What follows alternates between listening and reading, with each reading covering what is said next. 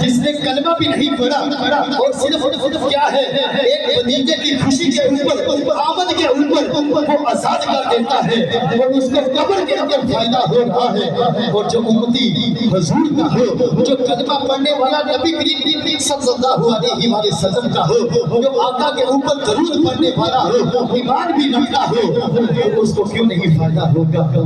تو حضرات محترم، اللہ رب العزت سے دعا ہے کہ اللہ رب العزت ہماری حاضری کو قبول فرمائے، کیونکہ جتنا ٹائم جو مجھے انتظامیہ نے دیا تھا اب وہ مکمل ہو چکا ہے، بلکہ 1-2 منٹ اوپر ہو چکے ہیں۔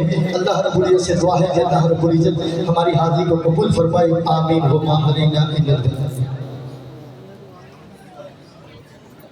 ماشاءاللہ، بہت ہی خوبصورت انداز سے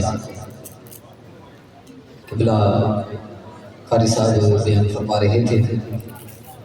اللہ کریم